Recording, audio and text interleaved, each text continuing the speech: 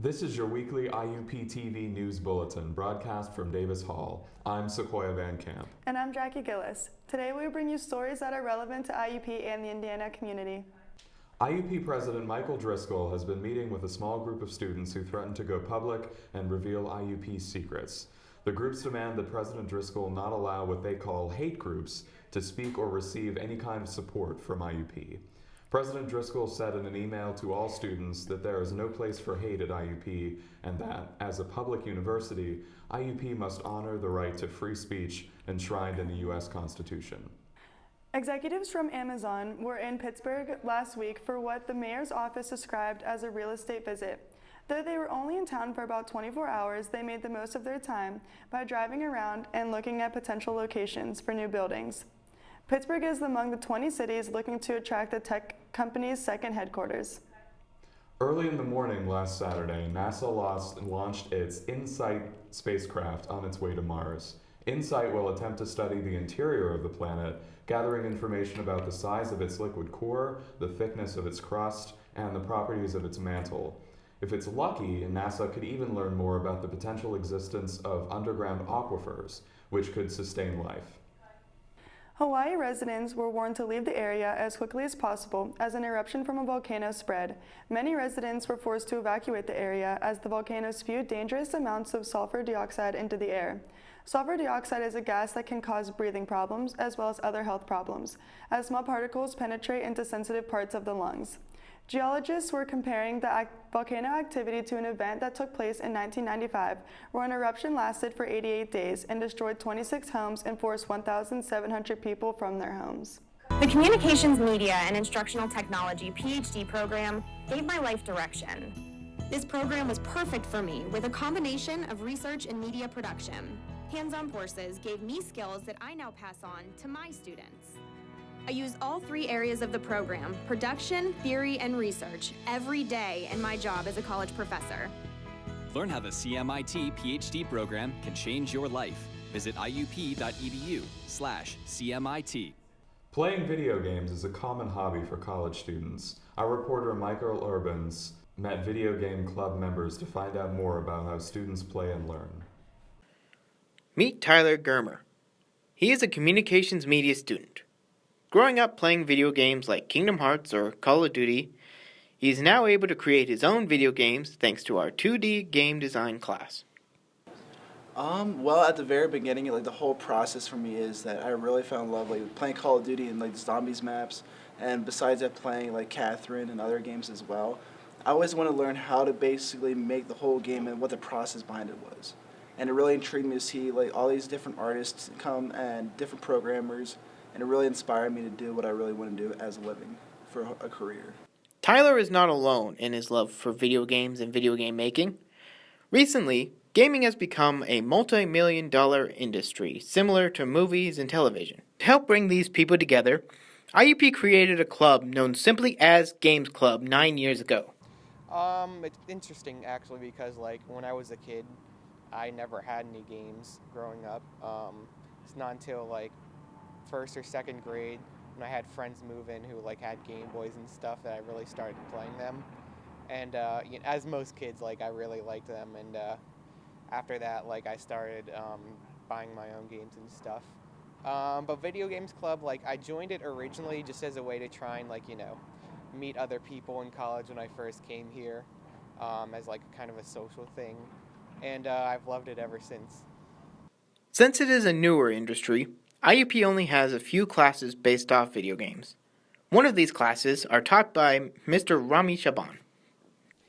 Actually, video games is a large field, and you get to know every single element first before choosing the specific part that you like. So, for example, a team that creates video games or develop video games consisted of artists, sketchers, video game designers, developers, script or code writers, storytellers, and creative writers. So that's a multidisciplinary team work. So if you want to create a good video game, you have to be a part of this team. So you have to get to know these elements first, and then choose the best part that fits you. So, okay, so for example, here at IUP, we teach game design, history and theory of making games.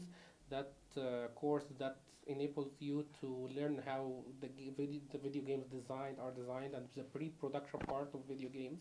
And then in the spring, you get to know how to develop actually games, starting from creating the assets, the player and the enemies and the elements of the game, and then adding scripts to give this game interactivity, and then creating the UI elements, the user interface elements, from the main menu, the health HUD, the scores, and the game over scenes, and all of this stuff.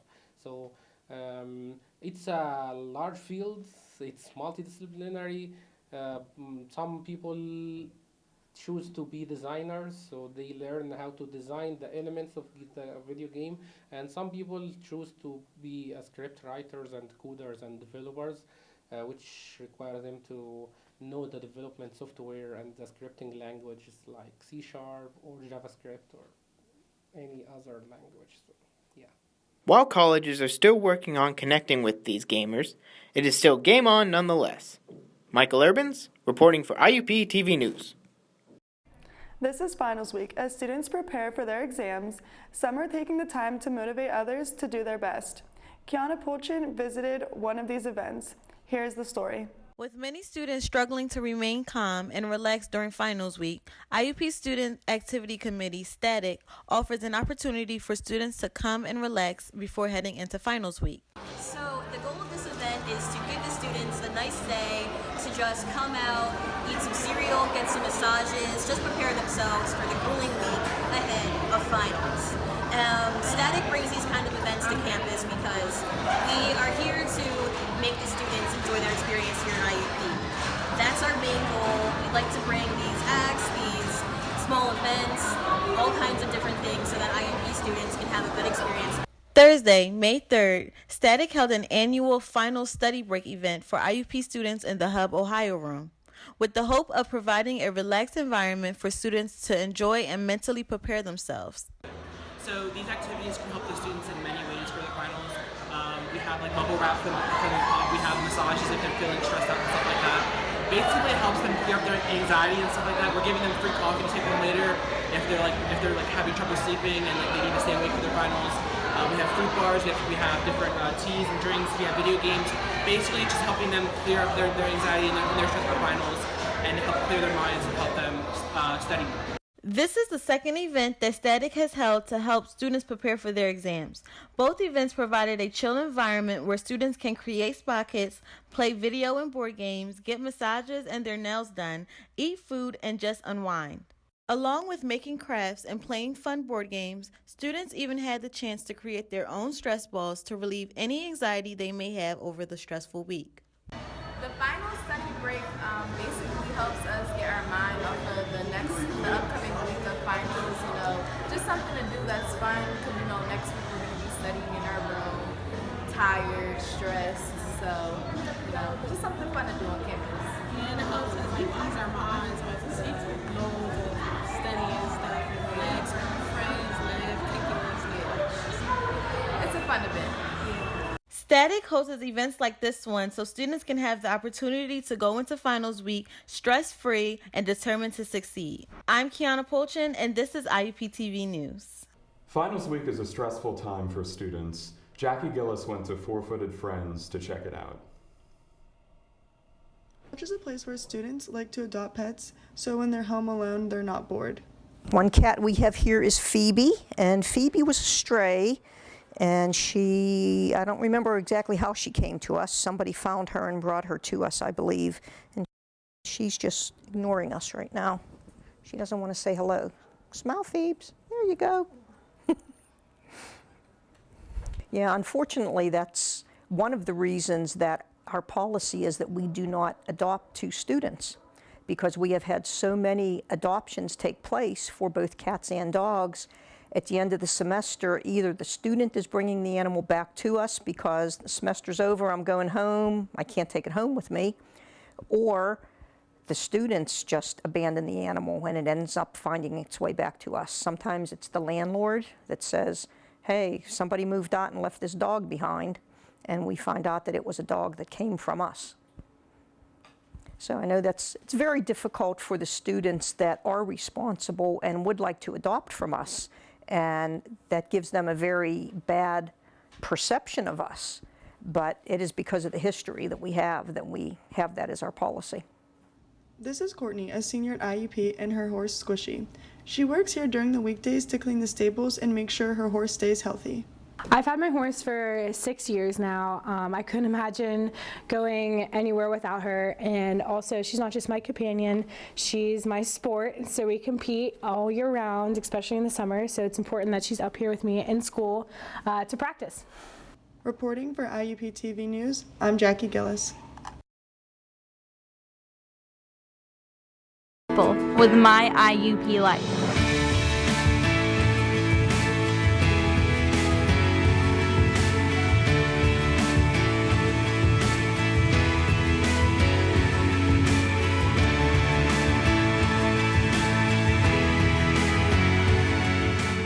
See it for yourself. Visit us. Indiana University of Pennsylvania. Find your success. Saying goodbye to a loved one is a very difficult thing. The Healing Garden at IUP provides a space to remember those who have passed on through blooming tulips and memorable journals. Brandon Uholic has the story. As the flowers are blooming and the tulips are blossoming, some people might be reminded of a symbol of hope and healing, especially to those suffering with the loss of a loved one. The Healing Garden is located in the Wallwork Courtyard. Each fall, students, faculty, and members of the community are welcome to plant a flower in remembrance of a loved one. Since 2014, the Council on Spiritual and Religious Life and Student Affairs Division has given a platform for the IUP and Indiana community to remember a loved one. A journal is also present, where attendees are encouraged to sign it and leave behind a message about the loved one they are remembering. At least 15 people came to the annual memorial event at the Garden on Monday, May the 7th, with the purpose of remembering those who have passed along, which includes students and other members of the IUP community. Michael Kroll is the president of the Council on Spiritual and Religious Life here at IUP. The main purpose of the event is to celebrate life. I think if you look at the CSRL, the Council for Spiritual and Religious Life, the Center for Health and Wellbeing, they'd look at any student, any faculty, and say, there's inherent value to life, and we want to be able to celebrate students, faculty, staff that have passed away in the past year. For some people, the garden has more of a personal impact on them. Ashley Tomasco, who is a student here at IUP, describes what the Healing Garden means for her personally. To me, this garden means it's a way for us to remember those that we've lost and reflect on their lives and the memories we've shared with them. The Healing Garden is always available for students to visit, plant, and write in a notebook. Look at this, this journal we've had. The garden was first officially commemorated in 2014, but we have dates prior to 2013, 2012 where students have opportunity to say, in loving memory of my grandfather, my best friend. It's an opportunity to reflect, an opportunity to kind of reconnect, because so many times we lose sense of what's going on in life, and then there's an opportunity to look within and to begin that process of healing, to commemorate life. Even before the garden was established, the journal was still available for students to write notes in. Along with flowers, the journal can be a sign of hope and healing. I'm Brandon Uholic for IUP TV News. Can I go to the sleepover? Lucy, I want you to promise me something. If there's any drinking, I want you to say, no thanks, not my thing. Mom. I promise you, your real friends won't care. Deal? I promise, Mom. They really do hear you. Did you pack your toothbrush? For tips on how to start the talk, visit underagedrinking.samhsa.gov. A public service message from the Substance Abuse and Mental Health Services Administration. Coming up, Kane Reinhardt will bring you sports and health stories. Stay tuned. It's hard to explain. It just became home. There are hundreds of majors and programs, bachelor's degrees to PhDs, small classes and faculty that really get to know you. Amazing internships and everywhere, programs that help to find a job that is right for you. It's what IUP is about, a commitment to your success. See it for yourself. Visit us, Indiana University of Pennsylvania. Find your success. With warm days on the way, we are all reminded of the importance of protecting our skin in order to avoid melanoma, the second most common cancer in women between the ages of 15 and 29. The most important way to protect yourself is to apply the appropriate amount of sunscreen. About 1 ounce should cover the whole body, and about the size of a nickel is enough for your face. And don't just apply sunscreen when you're going to the beach. Try to apply it on your face and your lips as well, about 15 to 20 minutes before going outdoors. All your professors, all of them, they know that all it takes is one dreamer with passion, one person, and they hope in each of you that you might be that one who makes a longer lasting light bulb, who writes music for the ages, who reaches into the mind and discovers a new star and who can change the world of a fifth grader. We're gathered here to hope in you. Nigeria's authorities have shut down 3 leading drug companies after a BBC investigation into addiction to cough syrup containing codeine. The National Agency for Food and Drug Administration and Control, the NAFDAC, said it shut down for the firm for failing to fully cooperate with its inspectors. The investigation showed that the syrup was being sold on the black market and was being used by young Nigerians to get high. You! Oh! Your fault. You! My fault? Your fault. Your fault. You're right. What? It's my fault. What do you mean your fault? You're right, it's my fault. Maybe both of us? Maybe just you.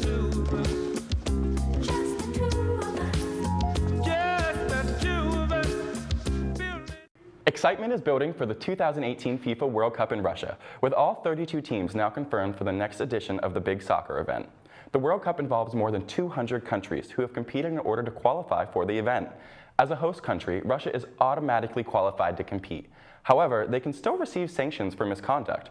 Recently, FIFA, the international organization that is responsible for the organization of this event, fined the Russian Soccer Federation 30,000 Swiss francs, or about $2,900 US, because fans radically abused black France players during a game in St. Petersburg. This event will be held from June 14th to June 15th. The United States men's national team will not join the World Cup after losing a game against Trinidad and Tobago. It's the first time since 1986 that this team will miss out on the tournament. As we wrap up the spring semester, our news team looks back to what we have accomplished all together. Courtney Deems has her story. IUP TV News has successfully ended another season of producing almost 100 packages. This is your weekly IUP TV News Bulletin, broadcast from Davis Hall. I'm Sequoia Van Camp. And I'm Jackie Gillis. What you saw on the screen is our hosts and news packages, but what you didn't see was the behind-the-scenes effort of many students working hard to make all this happen. We export our best, but during the process, there are many laughs and mistakes. The production staff range from sophomores to seniors with many different skill sets. This diverse classroom really grew throughout the year, and our broadcast got better and better thanks to Dr. Mukhtar. As future jobs. Under the name Suit Up, the center, along with IUP, offers special events and discounts for IUP students. I'm in Douglas High and shot 17 people in the worst school shooting in Florida history.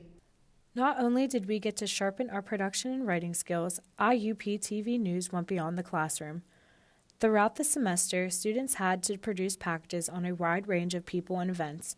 This led to students getting to meet a variety of people, learning about other cultures and clubs, and challenging us to chase after creative content. Association films playing in the afternoon, and then we have like some national shorts that people submitted that are playing later. The students of IUP TV News would like to thank you for watching us all year. Please stay tuned. We'll see you next week. Please stay tuned. We'll see you next week. Please stay tuned. We'll see you next week. A few exciting events will be held next week. The Indiana High School Jazz Lab and Jazz Ensemble will present Take 5, an evening of jazz from 5:30 to 7:30 p.m. May 17th at the Indiana Country Club. This happy hour event will feature vocal and instrumental performances by students from Indiana area jazz ensembles. Proceeds support their upcoming performance at the National Association for Music Education Conference in Pittsburgh. For the 5th consecutive year, the Delaney Chevrolet West Sylvania Jazz and Blues Festival will be held in Indiana, PA. The event will be held on May 25th. Some of the artists who will be performing include the Common Heart, Darvin Meter, Tubby Daniels, and Sean Maxwell. Kennywood opened its gates for the season last Saturday, marking the beginning of sunny days with family and friends. This is the last week for us to present you news and information from IUP and Indiana area. On behalf of our team, we thank you for your support.